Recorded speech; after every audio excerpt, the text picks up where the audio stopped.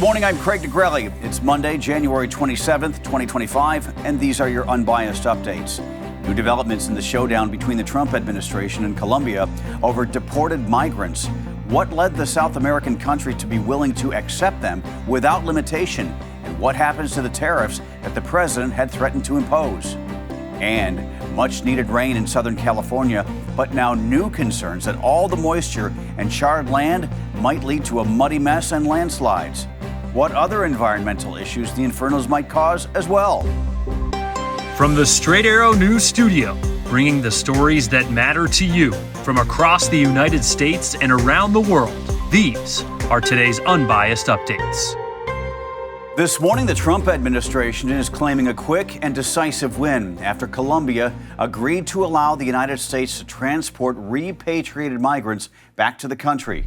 Early Sunday morning, Colombia blocked 2 U.S. military planes carrying deportees from landing, with the country's president saying the U.S., quote, can't treat Colombian migrants like criminals, end quote. President Donald Trump responded to the move in a post on his Truth Social platform, saying he ordered emergency 25% tariffs on all imports from Colombia, which would be raised to 50% in a week.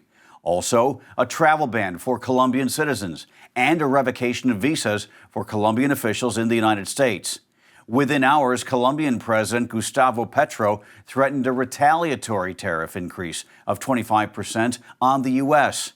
in a series of social media posts objecting to the use of military planes and the treatment of migrants. But by late last night, Press Secretary Caroline Leavitt released a statement saying Colombia's government had agreed to the, quote, unrestricted acceptance of migrants from Colombia without limitation or delay. Leavitt added tariffs and financial sanctions will be held in reserve but not signed.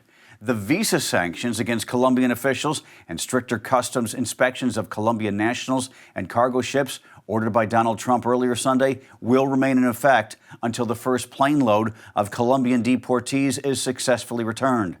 The statement said that other countries should take notice and fully cooperate in accepting its deportees who are in the United States illegally. Now to the Middle East, where early this morning Qatar announced an agreement has been reached to release an Israeli civilian hostage and allow Palestinians to return to northern Gaza.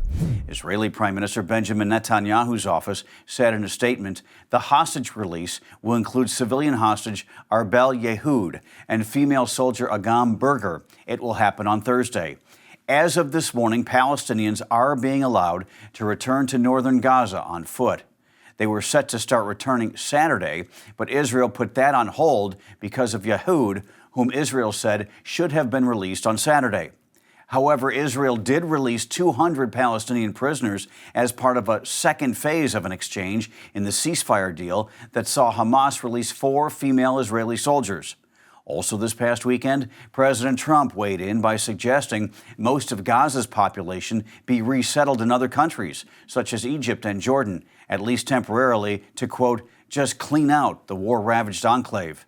Egypt, Jordan, and the Palestinian Authority rejected that idea. Authorities investigating last month's deadly passenger jet crash at South Korea's Won Airport say they've found evidence a bird might have caused the plane to go down. A preliminary report released today says duck feathers and bloodstains were found in both engines of the jet that crashed into a concrete structure that houses a localizer, killing 179 of the 181 people on board. The localizer aids navigation of an aircraft making an approach to the runway. The report says the jet engines and the concrete structure will be examined further to determine the role each played in the deadliest plane crash on South Korean soil.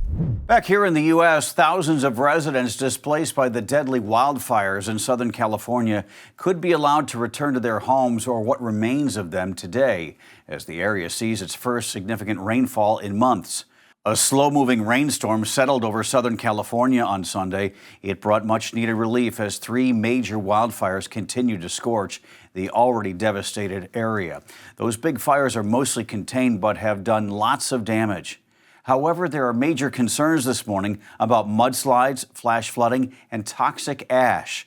Experts say rain that falls on a recently burned area picks up contaminants from ash, charred vehicles, and other debris and can carry pollutants into the ecosystem and water supply. Forecasters say rain showers are expected to continue into this afternoon. The CIA now says the COVID-19 pandemic more likely started with a lab leak rather than originating from animals. However, the agency said it would still continue evaluating any new intelligence reporting. On Saturday, a CIA spokesperson said, quote, "A research-related origin of the pandemic is more likely than a natural origin, based on the available body of reporting." However, analysts say they have low confidence in that assessment, despite former CIA Director Bill Burns telling the agency it needed to look at the existing evidence again and come down on one side or the other. The decision to release that assessment marks one of the first made under the CIA's new Trump-appointed director, John Ratcliffe, who took over the agency on Thursday. The origin of COVID has long been argued in this country, with other agencies like the FBI and the Energy Department believing the coronavirus most likely came from a leak in a lab in Wuhan, China, and not the theory of an infected animal at an outdoor market, which other intelligence agencies have favored.